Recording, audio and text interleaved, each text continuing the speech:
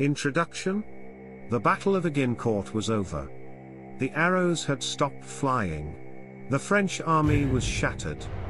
And the impossible had happened: a starving, sick, and outnumbered English force had defeated the might of France.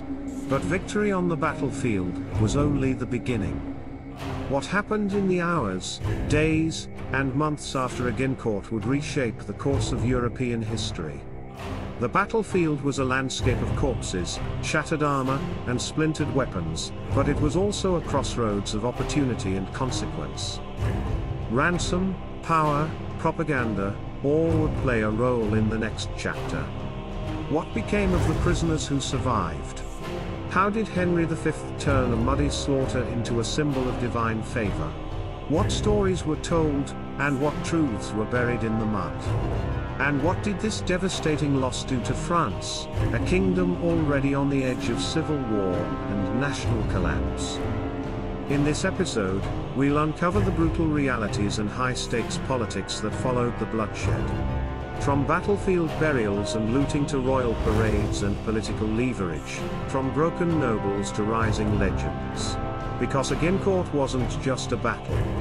It was a pivot point, a moment where kings were made, myths were born, and the fate of nations shifted forever. The battlefield in ruins. When the last arrows fell and the final cries faded, what remained was horror. The battlefield at Agincourt was a nightmarish wasteland. Churned mud soaked with blood, scattered bodies of men and horses, shattered weapons, and broken banners. The air was thick with the stench of death, rot, and unwashed bodies. It was not the image of glory passed down through poems and paintings. It was devastation on a medieval scale. Over 6,000 French soldiers were dead. For days, the English army moved through heaps of armor, disfigured bodies, and broken war horses.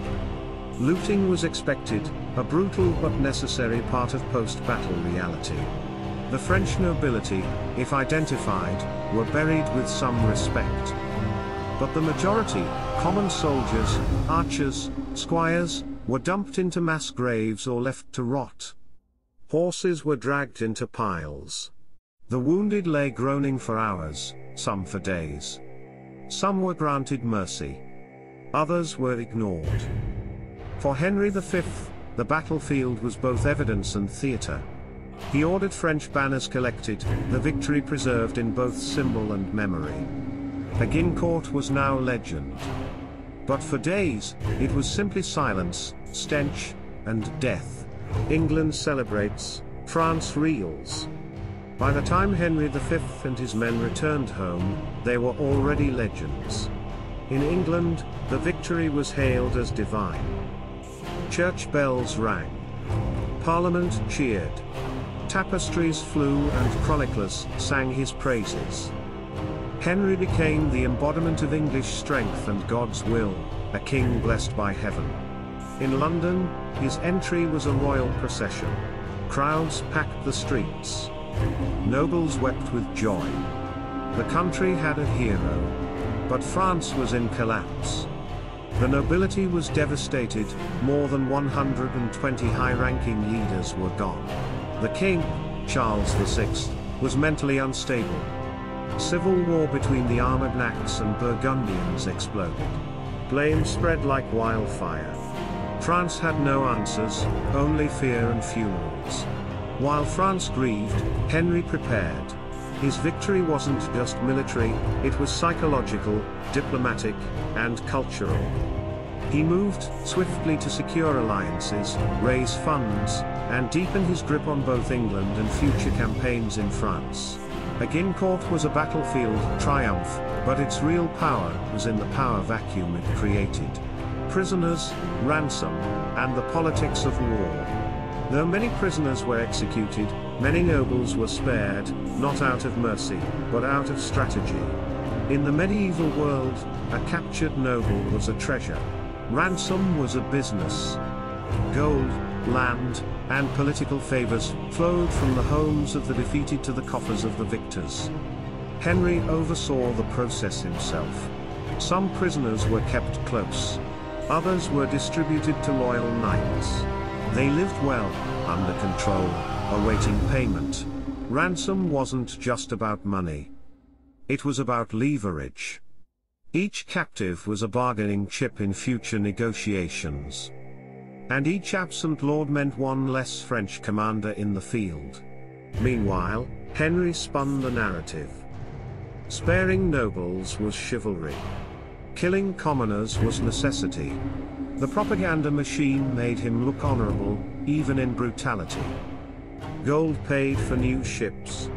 Land transferred power. The war never stopped, it just changed form. Long-term legacy of Agincourt.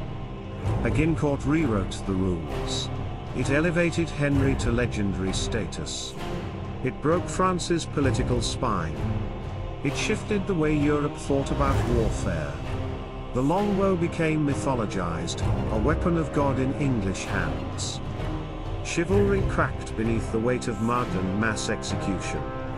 Cavalry dominance faded. The battlefield had changed. Agincourt also accelerated diplomatic ambitions. In 1420, just 5 years later, the Treaty of Troyes named Henry heir to the French throne. A dream no English monarch had achieved in over 80 years of war. In culture, Agincourt lived on in song, theatre, and national memory. Shakespeare's Henry V ensured it would never fade. The muddy field became a stage for kings and men alike. But beneath the legend was a truth: the world had shifted.